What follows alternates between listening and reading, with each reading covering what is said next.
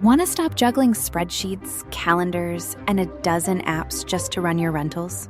Lodgify makes it easy. It's an all-in-one toolkit for hosts. Build a direct booking website, automate guest messaging, and keep all your channels in sync. Running your rental business your way has never been simpler. And for Good Morning Hospitality listeners, you can get 20% off any yearly plan with code GMH20. Just check the link in the show notes to get started today.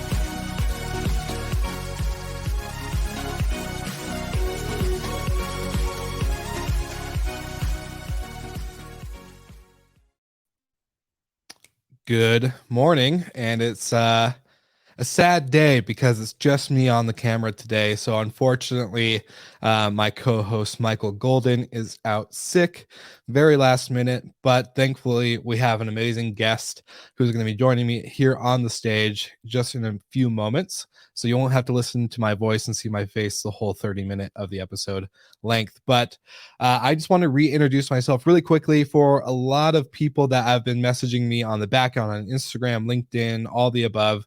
We've had a lot of new listeners and followers of the show. So I'm going to reintroduce what we do, what we talk about, and kind of some background on Good Morning Hospitality.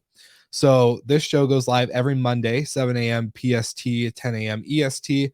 And what we do is every Sunday, actually, me and my co-host gather information and articles and topics from the week before, and we try to bring that into a more engaging conversation and context from an industry perspective, from short-term rentals to hotels to travel influencers to travel experts to X, Y, and Z. We're going to keep going into all these areas that are covered. So a lot of main topics that we talk about on the show: acquisition, fundraising, what does this look like for the travel landscape, technology, and how this is shifting. There's so many conversations that we go into. So just know that if you are anywhere in the industry, this show, we cover a very broad range. We're not just one topic. So if you're looking for just one topic, then you should go check out hospitality.fm, which is our podcast network where you can find more on just specific topics. And yes, that was a shameless plug. But before, again, I bring out our amazing guest, Sarah Dandashy, I want to give a shout out to our coffee sponsors of the show, Biscayne Coffee, based out in Miami, Florida.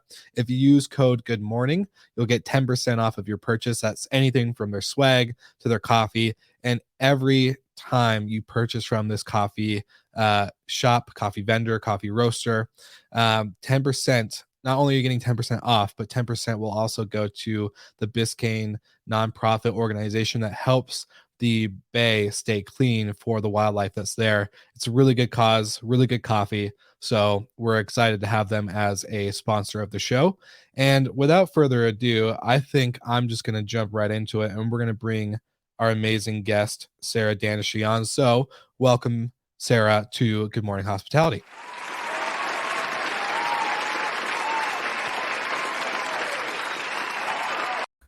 Wow. That is quite a welcome. You got the big one. Of course, we have to give you. I should be like putting music on and be like, what's up, guys? Good morning. Coming out on like a keynote stage with like music and lights, like Tony Robbins, just doing your little, yeah, it'd be epic.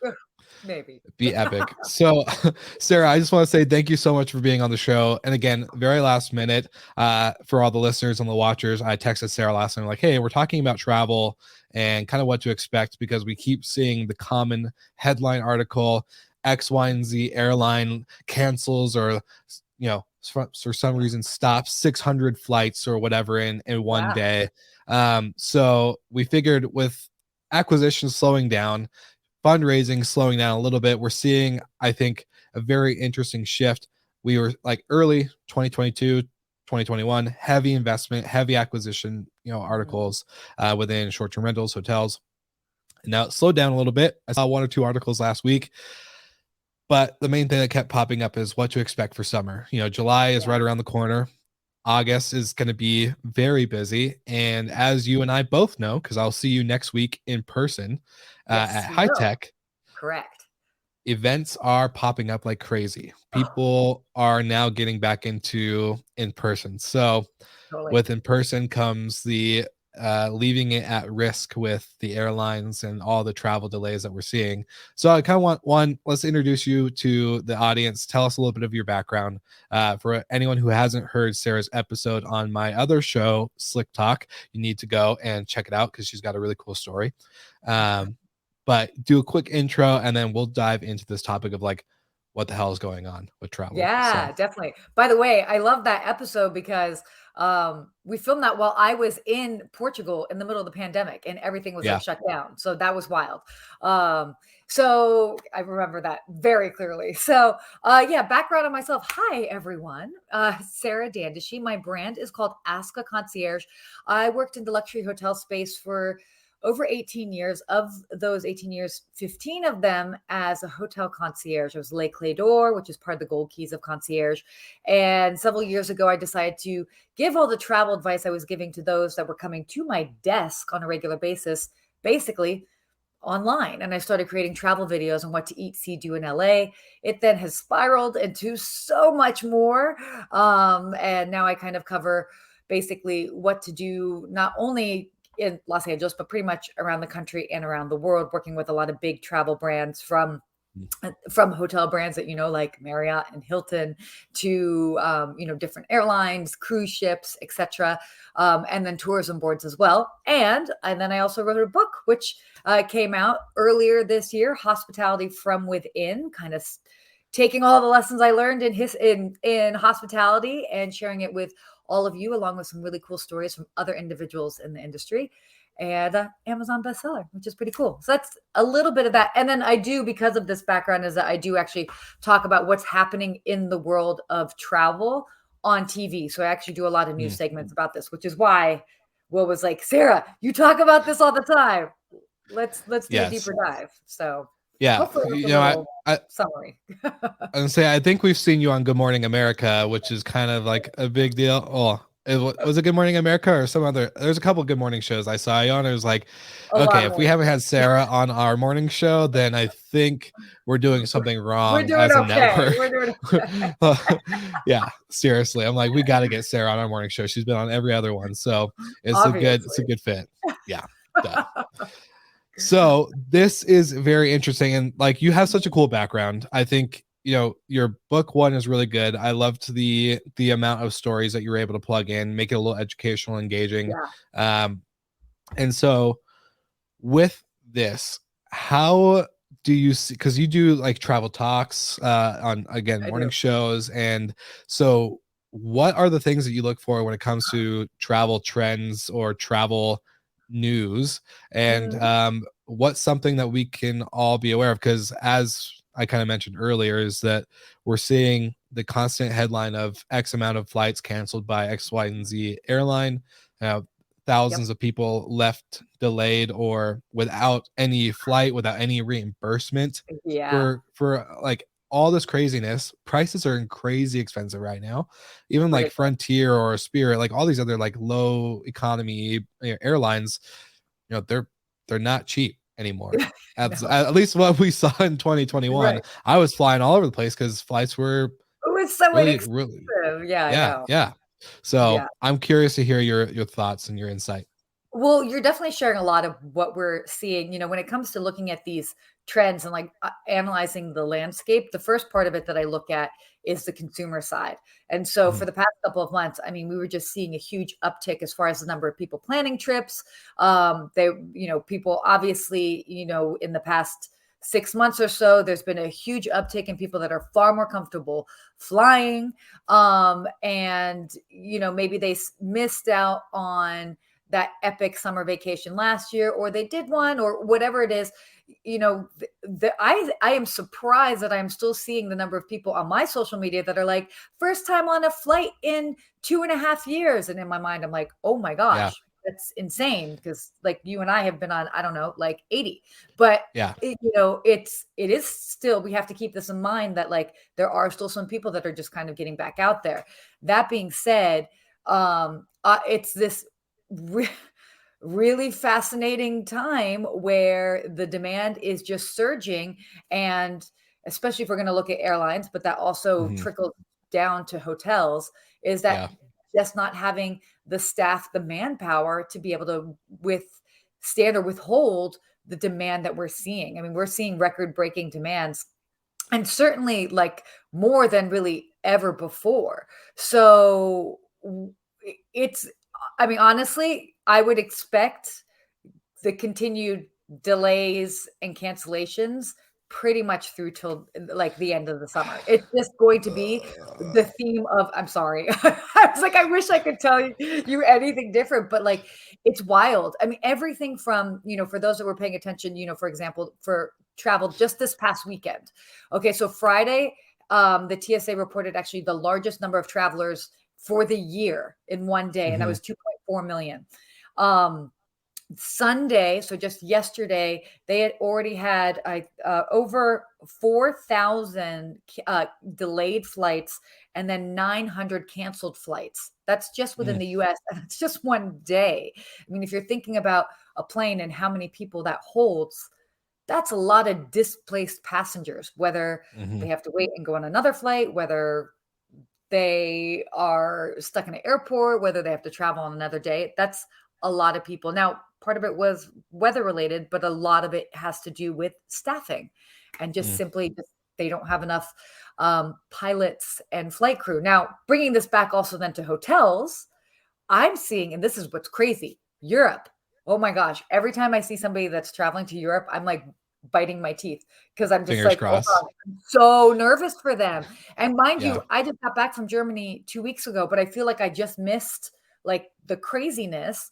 Mhm. Um, Everybody's going to Europe this summer, and you've got people that it's like you've got hotels that are turning away clients because they don't have enough staff to even like handle all of the rooms that they have. You've got car services that are like, we know we've had this booked for months now, but we can't pick this person up from the airport. I mean, that Mm. type of stuff. And especially if you're, I mean, you're going to be traveling with checked luggage. You've got lost luggage. I mean, a friend of mine is coming back from Rome. The picture that she showed me that came in from their lost luggage debacle. There's like I'm still actually trying to understand a little bit more about what's happening there, but like they basically don't even have enough luggage handlers, and Yeah. so luggage is getting lost and left in places. So as I shared a post this weekend. Number one thing to pack this summer: patience. It's Yeah. wild. It is wild out there. Well, we were just at a conference 2 weeks ago in Nashville, and one of our Mhm. friends from Toronto, Canada, she literally had her luggage lost the whole trip. The day we all flew home, she got it back, and then Oh she my had god. to go back to Toronto, and the luggage, guess what? No, it Lost got again. lost on the way back too? Yes. So she literally had it for 12 seconds basically, and boom, luggage was gone. And so I'm kind of curious, like I know staffing is a huge thing. Yeah, It I just don't see what happened. Maybe it could have been maybe some striking that happened in 2021, all this other stuff that we kind of saw, maybe even early yeah. 2022. But what like with the demand, you would think these airlines, they're getting the highest rates they probably have ever gotten before Mhm, for a mhm, seat, a literal mhm. seat. Granted, I know Yeah, there's costs involved to go from yeah. one destination to the other, but let's say I'm going like I'm in Denver. Literally, I have not been able to find a flight to Orlando or to Washington for like under $900, give or take. Totally, So same. so I'm like, All my flights okay, are over $1,000 in the US right now. yeah. It's like, okay, I'm paying for a 2 hour flight, 2.5 hour flight, I'm paying $1,000. That's Why why are they not like are they not hiring? Are people just not wanting to work these jobs anymore because of the guest relate like people are just freaking rude these days? What is the why are the people not wanting to it's work? it's a good question, and it's a combination of a couple of things. Now, keep in mind, the onboarding of, Mhm. let's say a pilot or even like, a flight attendant. It's not it's not really like necessarily like a hotel. Like there takes Yeah. you're not There's a just gonna lot be of like, trading. "You look like you'd be a good pilot. Come on." Like Yeah, they have yeah. they have to. So basically the big problem for airlines is and then we saw obviously similarly for hotels, restaurants, other hospitality companies. Obviously so many people were laid off in that time. You have people, they either went elsewhere, maybe some of them are deciding to come back, some aren't. There's also been this like price war struggle, like are we paying our employees enough? But the trickier side with airlines, especially when we're talking about probably for a majority of the people that they're hiring, is that it's the onboarding process. They need to make sure that they have enough hours under their belt and they're certified. And we want that, obviously, but it's not just like, oh, cool, you're a pilot that has 20 years of experience. Like you can't just hop necessarily from one airline to another just because you may have worked somewhere. You still have to get these fresh hours in under your belt before you can fly. So they really can't hire quickly enough. As much as they were trying to in the spring, it just, when you've got the demand this high, it is what it is. And it's also been challenging. I mean, travelers, I don't know what happened in the pandemic. I mean, I can't believe how rude people are, but that is absolutely a part of it. It's like people are, it's not easy. Yeah. Well, I know one thing, like Steve Turk, I think you know who Steve Turk is, but he's based out of Miami. And one of the things that we kind of talked about was we saw the constant rudeness change as prices increase and the lack of service decrease, right? So like Correct. I think we're seeing a lot of, like, I think guests would have been pre-COVID. I think a lot of guests would have been okay paying these prices, knowing that the service was going to be met to the expectation of the brand, of the consistency maybe they've had before in the past with this, whether it's a Marriott or a Hilton. And I'll tell you, like I love loyalty reward points. I'm a very big Marriott guy. We talk about it on the show all the time.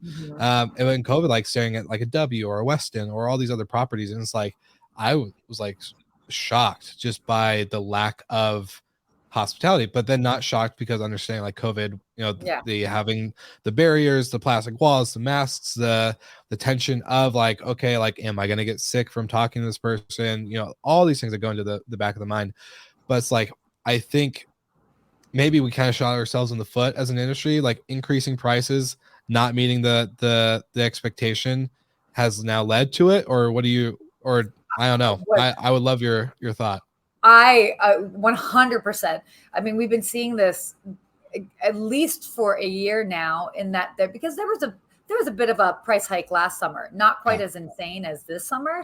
But yeah, absolutely. I mean, how are you going to sell a room for $1,500 and it's like it doesn't have a mini bar in it? Like people, and that's, some have brought that back, but in all the places that I've traveled to, probably only 2 hotels had a mini bar. And that's just a example of that. I mean, goodness, of all the hotels that I've traveled to, and let's just say I've probably stayed in 40 in the past year, I think only 2 or 3 did automatic housekeeping, and they would just, I had to request service everywhere else. And I've stayed in a variety of different types of hotels. Like I don't stay at all luxury. I don't also just stay at all like, real simple one brand. Exactly. So there's that's a huge thing because again, consumers are savvy. They understand, they've been traveling before. They know what they normally get, but it's like, it's hard to justify those prices when the service just isn't there. Like that's just crazy. So, or they come there and they're like, awesome, the restaurant isn't even open half the time, or it's not open while I'm even there, different things like that. So that is definitely a challenge. I mean, and then what do you say? Do you tell people, well, just lower your prices? But it's at the same time, like we're in a recession. There is crazy inflation. Everything costs more. I know. I was talking to somebody. I was like, man, I feel like my like I miss the early days when it was like, oh, dude, I could get anything for less than $100. I was feeling like my cash was going a lot further. Now it's like I'm nervous just to spend anything on Amazon, just because like damn, this price is so much higher than everything else. And then it's not just like mini things, it's literally everything Oh, everything, costs more. And it's like they everything. say inflation's what, 8 or 9% right now, but I feel like gas has doubled, so that's Yeah, 50%. I feel like yeah, groceries have doubled, that's another 50%. I'm like, how are we getting 8 or 9% when everything is like 50% more expensive? So totally. it's kind of crazy. But just to comment, Dr. Rachel, who's watching live on LinkedIn, Yeah. she was there at the conference with the whole luggage situation with our friend Woo. Tatiana. So she remembers that whole crazy thing. So I love the live engagement part of the show. It makes it more I exciting know, no, it's the to see best. But who's all that's like a great engaged. point, because then people are like, well, what do I do? Do I just fly with carry-on? But then you've got all of Yeah, these issues that it's like, is there enough space overhead? Is there not? yeah, What if they check it anyway? Like, there is no one easy answer, and you might be yeah, traveling for a longer trip and you need to check yeah, underneath. yeah. That's just Well, the reality of it. I know for most guys, I can speak for most guys like me that are single, whether you're traveling and whatnot, like a carry-on and a backpack are pretty good to go.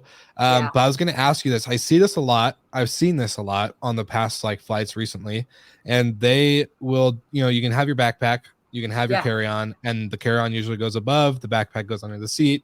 Mhm. I've been seeing them. They're always asking, okay, we're at a full flight. Does anybody want to check at the gate? So Yeah. is checking at the gate safe? Because I've also seen them check at the gate. They get off their, they get off their flight, and then they get their luggage right there. They don't have to wait at the carry-on or Correct. the luggage carrier. So for me, that sounds like a more like, okay, That's like a safer I bet for sure. safer bet for sure. Okay, cool. Because I Definitely. was like, I mean, not to say that like some freak instance couldn't happen. Like, yeah, I'm sure something, I think honestly, at that point, really the only issue that would happen would be is like if for some weird reason they took the bags and then like forgot to put them on the plane, which is just like a complete and yeah, utter, but like that, yeah, that's horrible to say. But I mean, it's like yeah, human error happens. You know what I yeah. mean? So hopefully that wouldn't happen, but to, that there's a very slim possibility that that would happen, but I'd like to think not in general. Yeah. So what should, as because I know again, as I'm looking at like the LinkedIn live on who's watching, who's on our Facebook right now, like looking at everybody who's kind of engaging with the show in some way or Yeah. form, and now for all the listeners are going to listen on the playback. When it comes to travel, especially Mhm. like you and I going to high tech, then Yeah. there's all sorts of other events and conferences happening anytime from today all the way through September, October. Hmm. what should what's the best way to get around this without like I know it's a hard question to ask, but like It is. how do you set yourself up for success without or at least not Or limiting the eliminating. risk, yeah, Yeah. eliminating the risk a little bit more comparatively to when we weren't seeing all of this luggage lost, the cancellation flights, all this stuff. What are some like best tips and tricks that we could kind of take away Yeah. from it? So I mean, that's the whole thing is like you're really just erring on the side of caution. So the number one thing is like when it comes to like booking flights wherever you can, I know this can be sometimes challenging, is make sure that there's like buffer in your flight, and like when you have to be somewhere. You know what I Mm, mean? Like if you're flying in for a wedding, obviously like try and have there be a little bit of room that just in case something happens with your flight, maybe there's still time for you to get on another flight to still get there. And that like, you're not like right so now don't would not book be a back-to-back flight from Orlando to then Dallas the next day, or are you talking about like the by the same way, day and those flight? are two places that have such crazy thunderstorms in the summer. So here's to hoping that not putting that out there, but Yeah, just saying, take it back, Sarah. Take it back. taking it back. I'm not the weather guru, okay? But that's so plan as much buffer time as you can. Obviously, you've got schedules. It is like a whole little chessboard of what works. Maybe you don't want to be there extra early. That means you have to pay Mhm. for another night. But maybe it is worth it depending on what you need to be there for. So I would definitely build a buffer in your travel schedule just in case. Also, another big thing, and I have done this for years. It saved me actually this past year when I went to Antarctica and everybody's checked luggage was being held, and it was held for like 48 hours. But in my carry on, I had extra clothing, extra underwear, all my toiletries, etc., which sounds so stupid to say, but in my carry-on, I always pack at least 1 or 2 extra outfits, or if there's something that I have to have, be it a blazer or something like that, I pack that. So in the worst case scenario that something happens to my checked luggage, at least I have essentials right there with me. So my big rule is like, if it's something that you really can't live without, like don't put it in the checked luggage. Definitely have it on a carry-on if you can. Obviously, it has to fit within the TSA parameters. But I mean, those are kind of like my biggest tips to just make sure that you've just got everything on you just in case. And then you have that extra buffer time. I mean, other than that, it's you just Hope have and to pray. Exactly. And I will say this, like, it also then depends on, now is a good time to like lean into your status with different airlines and brands. And I don't mean it in a snotty way, but I mean like really lean into that. I had a crazy issue with one of my Delta flights. It was straight canceled. I was coming from Florida, had to transfer in Atlanta, then to come to Los Angeles. Mid-flight, on my first leg, they canceled my leg from Atlanta to Los Angeles. Not just my flight. They canceled 2 flights that day. Those are big planes. So that's at least, let's just say you've got 350, 400 people on one flight and they canceled 2. That's 800 passengers that are displaced in one day. I, for example, know that I can actually text Delta. So I was on the Wi-Fi, and in the middle of the plane, I actually texted them, and I was rebooked on another flight before I even got off that first flight. Now that is an extreme situation, and it worked in my favor. But again, it's like, how can you be smart about things? Just considering it, if there's ever, by the way, if there's ever a chance where you have your flight gets canceled or delayed, immediately get on that. Even if you are in the middle of the flight, try and figure out a way that you can get in contact with somebody, because the last thing you want to do is wait. The longer you wait, the more likely you're going to be staying the night or going on a different airline altogether. Yeah, no, and I love that you kind of brought that up, because I think the one thing, and as industry people, again, this is mostly who's all listening and watching are our industry folks. So like, we all know kindness goes a very long way with any type of customer service or guest experience staff, because they get chewed up and spit out very quickly at the slide. Like, even before COVID, I remember being a front desk agent and just getting destroyed by guests for the dumbest things. I'm like, that's the restaurant's fault. Like, why am I getting yelled at? But 100%. So it's like, I remember those days. So I think if you use those statuses to a good way, just saying like, hey, I love the brand, I've never had really bad experiences, can you please help me? I want to stay a continuously loyal customer. I appreciate what you're doing. Like, also acknowledging that they have a hard job helps, because then they feel like they're not just serving you, that they're also being they're reciprocating something as well, instead of just give, because this is such a giving job that I think, like, if we can just kind of twist that a little bit, you may not be able to get the lucky experience of getting rebooked right away, but you might be able to get at least some kind of voucher, some kind of lodging, some kind of anything. Well, and that's the whole thing is like, the reason why I also say is like, be delicate with the whole status thing. They can see, they know who they're dealing with. I've never once ever said to anybody, for example, with Delta, like, oh, I am, XYZ platinum member, whatever, I've never had to. They've actually always acknowledged it. Now, I understand that I might be more of a priority in the list of people that they talk to, or they're going to try and keep me on one of their flights versus like somebody else who doesn't have status. And they're like, okay, well, we'll just rebook them on United. Like, that's what's happening, but it's, you don't totally have to put that in their face, because even if they are a front desk agent or somebody at an airline, they know your status and they're going to try and do what they can, with all of that.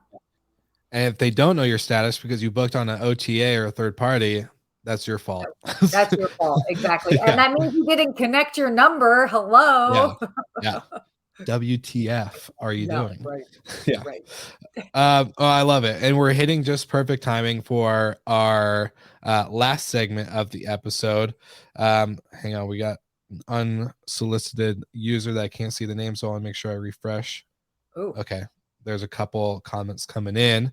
To your point, Will, Delta Club now allows access under 3-hour access due to lines getting in. Oh, nice. Very nice. Well, that's nice. Well, I good have to work. say, whoever shared that, I'm Yeah. impressed that you're getting to the airport that early. Yeah. I mean, it's by the way, actually, to talk about that I got a lot of people like, oh my gosh, I can't believe Delta's doing that. And it's like, I totally can. They've recently renovated and upgraded all of their, or at least a good number of their sky lounges, Clubs. like sky clubs, exactly. That like within reason, like, do you need to necessarily get there 5 hours before? Like, okay, I think that's a reasonable thing. Obviously, layovers or something like that, that's a different situation. So I actually think it's kind of smart because there are people that are going in there and take full advantage. 100%. Full advantage. And I'm always the guy, if you're not early, you're late. And if you're on time, you're late. So I always get to the airport super early, no matter what. I'm like the 3 or 4 hour guy like that. I don't care if I'm like, I get there so early. I get through TSA. I find my gate and I sit there. And then I'm like, okay, I know where my gate's at. I know my flight's good. I'm going to go get coffee, or I'm going to get food, or maybe the early morning airport beer, my favorite time. That's always what I kind of do. But I definitely am thankful I'm not the person that shows up an hour before my flight, because we had like this crazy line here in Denver for the TSA. They're only doing one TSA line. It was nuts. And so I was there 3 hours early. Do you not have TSA pre-check or clear? Yeah. Okay. So I was supposed to get global entry, but I moved and then I just kind of, forgot. Oh my God, so definitely get global entry. I have to say, and then only recently I got clear because I didn't really need it. Generally in Los Angeles, in my specific terminal that I fly out of, it's never really been an issue. But one of the last times I flew, they might still be doing this, so don't quote me on this, but check it out. If you have certain like American Express Platinums, they're actually giving you clear for free. So I was like, you know what? If I can get it for free, I might as well just get it.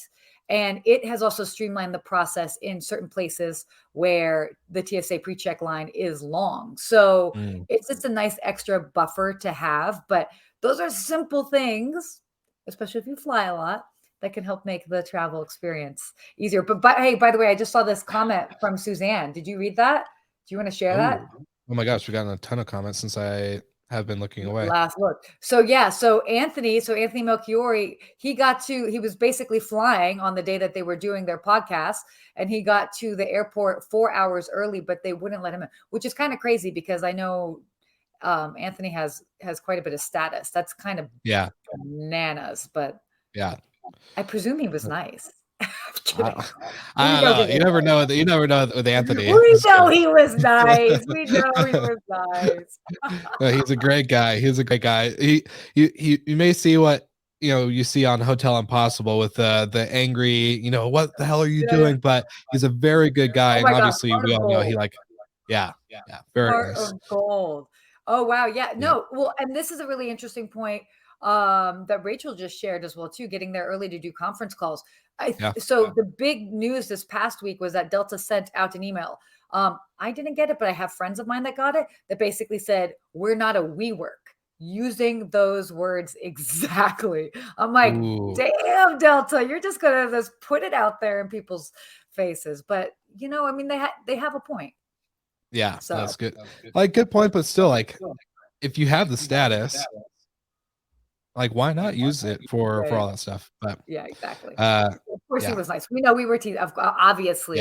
He's a great guy. Okay, so thank you everybody for all the comments and the engagement. One, that's super fun. That's why I love doing it live instead of like a pre-recorded, because it's super engaging.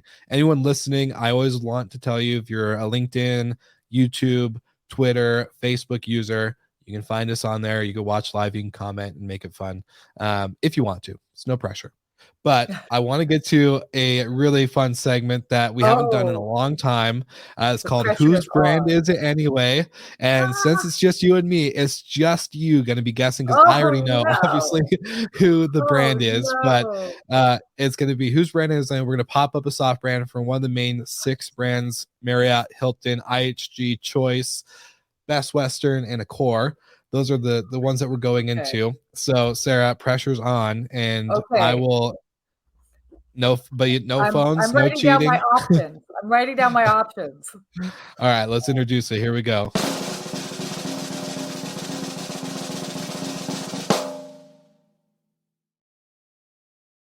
I'm nervous. All right, Oh, so it's probably an Hilton. easy one for Hilton. Okay, wow. Oh, sorry. Was I not supposed to do this quickly? By No, the no, you're way, good. You're good. for everybody that's watching, you guys can help me too. Yes, you can comment your thoughts. What brand do you think this is in? Is it Marriott? Is it Hilton? Is it IHG? Is it Choice, Best Western, or Accor? So, Hilton. Sarah, Hilton. your guess is Hilton. Yes. All right. So the answer is, I wish I had the drum roll thing again. Hilton. You're correct. So you won. Good job. Yay! Woo! So Okay. I think what we'll do, if you, since actually we're gonna apply this now. So Michael Golden, if you're watching the replay later to see what we've done with the show with you being sick, Sarah, you're gonna get a free bag of Biscayne coffee from our coffee sponsor. I'll send it your way What? for getting it right. That's what I'm talking All about. right. We had to get it done, and we had a couple people answer Hilton. Yes. So Thank you. yeah, Let's think that's yeah, probably Robert. Thank you, I think it Robert. is Robert. I don't know why it's not showing up, but All right. love the innovation. Boom. Thanks, Robert. We appreciate the comments and the Oh, support. Robert's always so awesome and supportive. Amazing. Well, Sarah, I love to ask this final question on Slick Talk as well as Good Morning Hospitality, but for any of our listeners that may not have heard of you before or don't know where to find you, where can they find you and where can they go? Yeah. You guys can find me on social media pretty much on every platform. The brand is called Ask a Concierge. You can also connect with me on LinkedIn with my name, Sarah Dandashy. You can always go to my website, askaconcierge.tv, or where my book is, if you want more information on that, hospitalityfromwithin.com. So lots of ways and places to go. There's info out there. Love it. Or you can just Google her. She's pretty famous. So just Oh, Google God. Sarah Dandashy and you'll see her everywhere. Don't go to page 6 of like the Google. Like, okay, I'm kidding. Page No. 6. She like already marked it. That's Yeah, awesome. like page 6, it gets wild. I don't know. It gets like college days. It's like, oh, TV travel reality star, has some Before you did travel, you did some interesting yeah, stuff there. Lots of yeah, comedy, yeah, huh? yeah, lots of comedy. That's great. Well, Sarah, thank you so much for being on the show. I know we're a little bit over for all of our listeners and watchers, but totally worth it. I think you've dropped a lot of golden nuggets. So if you're getting ready to travel or if you're traveling, be ready and have all of this at your fingertips by hitting play on your favorite podcast app, or you can go to hospitality.fm direct, of course. We would love your support there. But until next time, we'll see you all again next week.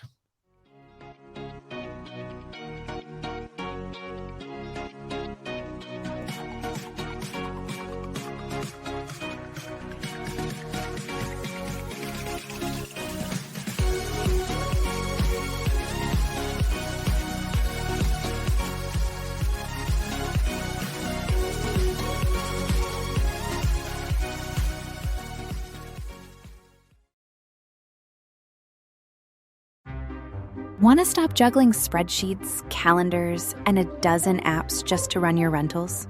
Lodgify makes it easy. It's an all-in-one toolkit for hosts. Build a direct booking website, automate guest messaging, and keep all your channels in sync. Running your rental business your way has never been simpler. And for Good Morning Hospitality listeners, you can get 20% off any yearly plan with code GMH20. Just check the link in the show notes to get started today.